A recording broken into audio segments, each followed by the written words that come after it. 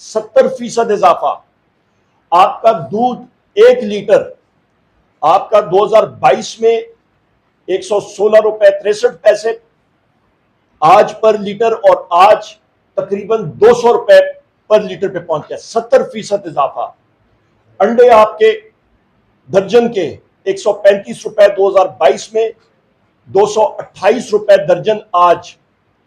प्याज आपका 2022 में 40 रुपए किलो, आज 80 रुपए किलो, 99% इजाफा।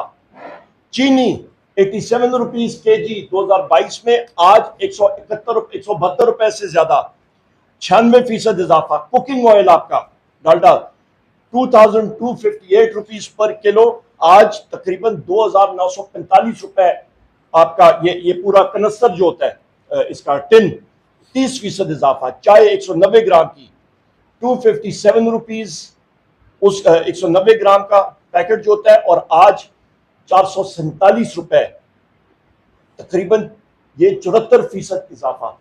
इससे कहते हैं, इसको कहते हैं इन्फ्लेशन या आपका अफराद ज़र। न ये मेरा डेटा है, न मैंने किसी को कहीं पे भेज के दिया है, सिर्फ मैंने नेट पे पाकिस्तान ब्यूरो ऑफ स्टैटिस्टिक्स शुमारियात का डेटा उठाया और उसको कंपेयर किया दोनों सालों में, और ये कोई भी कर सकता है। लिहाजा इससे हो गई आपकी तबाही कुव्वत खरीद की, तो लिहाजा आपकी कुव्वत खरीद गई, आपकी गई आपकी अफराद ज़र्ख आपकी जो है वो आसमानों से बात करी है। अभी आ जाते हैं कि आपका मुलाजमतें किधर है। 2-3 साल गुजर चुके हैं, कोई लेबर फोर्स सर्वे इन्होंने किया ही नहीं। क्यों?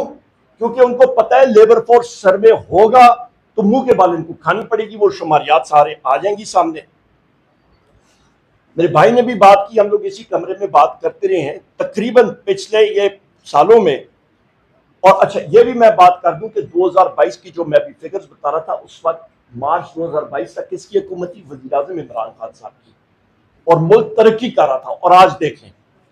अच्छा फिर हम लोग आ जाते हैं जनाब कि जो लोग पाकिस्तान छोड़ के चले गए हैं, तकरीबन 32 लाख लोग, एग्जैक्ट मैं फिगर बता दूं 3.275 मिलियन, 32 लाख तकरीबन पाकिस्तान से लोग पिछले सालों में छोड़ के चले गए हैं। हर एक एजेंट जो आप साथी, हम लोग एक मुआशरे का हिस्सा है, आप एजेंट को पैसे देते हैं, आप किसी को देते हैं बाहर जाने के लिए, मुफ्त में तो काम नहीं होता। तकरीबन 40 लाख रुपए, 4 मिलियन रुपए देने पड़ते हैं। बड़ा सिंपल काम है। इन दोनों फिगर्स को आप जरब दे दें तो आपका जनाबे वाला 13,100 अरब रुपया आपका एजेंटों को, जो लोगों ने हमारे 32 लाख लोगों ने दिया, उसका बनता है 13,100 अरब रुपए मुल्क से गया। इसको डॉलर में कन्वर्ट करें तो 48 अरब डॉलर बन जाते हैं पिछले 2-3 सालों में। ख़वातीन और हज़रात, 48 अरब रुपया डॉलर। अलमिया क्या है? अभी अक्ल देखें। आपने रिजीम चेंज कराई, एक बढ़ती हुई मईशत को तबाह बर्बाद कर दिया। वज़ीर-ए-आज़म इमरान खान साहब की मईशत 6% से ग्रो कर रही थी। फैसलाबाद के टेक्सटाइल सेक्टर्स में तेजी आई हुई थी, मुलाजमतें बेतहाशा थी, मतलब बिजली के मीटर्स आपके 28% ग्रोथ रेट से जा रहे थे। मैं खुद उस वक्त मिनिस्ट्री पावर मिनिस्टर था, मेरे बाद हमाद अजहर साहब थे एनर्जी मिनिस्टर। और आपके टेक्सटाइल सेक्टर में जो एक्सपर्ट्स थे, जो आपके स्किल्ड लेबर की, उनकी कमी थी। हम लोग आज 3 सालों में आपका ये हुआ जनाब कि पाकिस्तान IMF से 7.5 अरब डॉलर जो है वो मांग रहा है, और सलक सलक के वो मांग रहा है, भीख मांग रहा है। और आपका अपने मुल्क से लोगों ने 48 अरब डॉलर जो है वो मुल्क से भेज दिए बाहर। ये हालात है।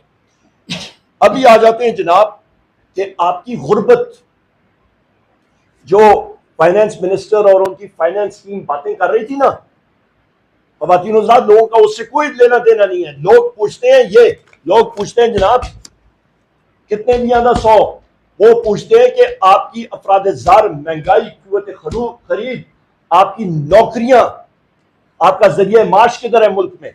सिफर।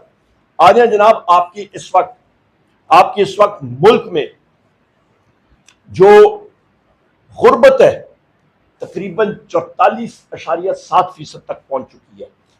यानी कि आपके तकरीबन 114 मिलियन लोग,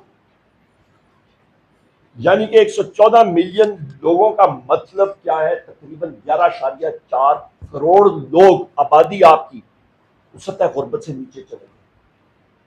ये हालात है। आबादी आपकी कितनी, 24 करोड़ के करीब, 23-24 करोड़, और 11.4 करोड़ लोग आपके सतह गुर्बत से नीचे चले गए।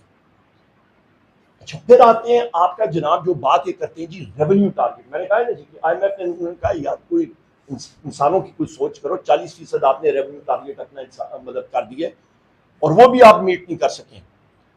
रेवेन्यू शॉर्टफॉल खवातीन व हज़रात इस साल जो होगा वो 1250 अरब रुपए का, आप पूरे नहीं कर सके।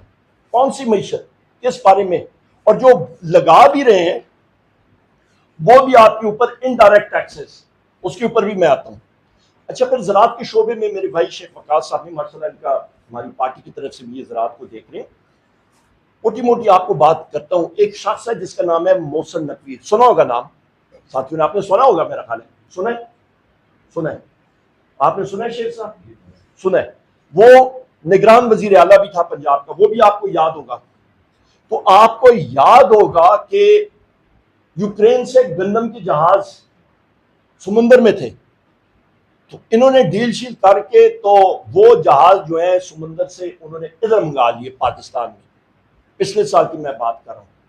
वो जहाज जब पाकिस्तान में इधर आए 450 अरब रुपए का टीका लगा, और वो किसको लगा, पंजाब के काश्तकारों को, मेरे इन भाइयों को। हम केपी वाले फिर भी बच रहे, पर सीधा सीधा वो स्टीरॉयड का टीका जो है मोहसिन नकवी साहब ने और इनके सारे हवालियों ने और बाकी लोगों ने वो पंजाब के काश्तकारों को लगा दिया। हुआ क्या, गंदम उन्होंने कहा जी जो हम लोग इंपोर्ट कर रहे हैं, जो यूक्रेन का वो गोलों की उसमें मुश्क होती थी, बदबू होती थी, वो गंदम जो है वो मार्केट में, और जो पाकिस्तान की ताजा बेहतरीन गंदम थी वो उन्होंने ली नहीं, वो उधर ही आपके काश्तकारों के पास।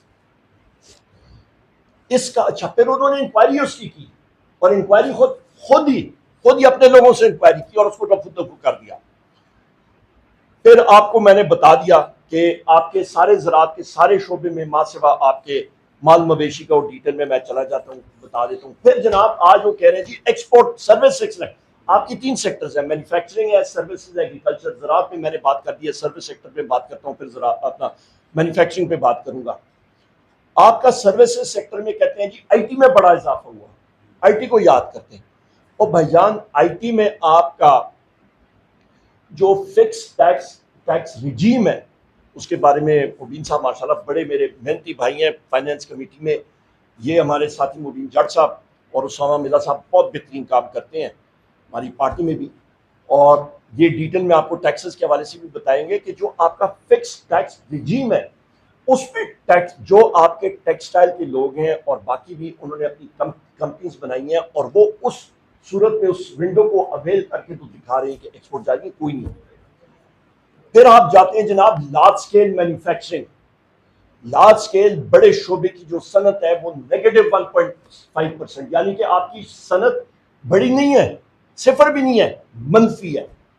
जब आपकी बड़ी सनतें आपकी मनफी होती हैं तो छोटी सनत कहां पे बढ़ेगी, मुझे ये बता दें। आपका कंस्ट्रक्शन का सेक्टर जब उसका भट्टा ठप हो जाता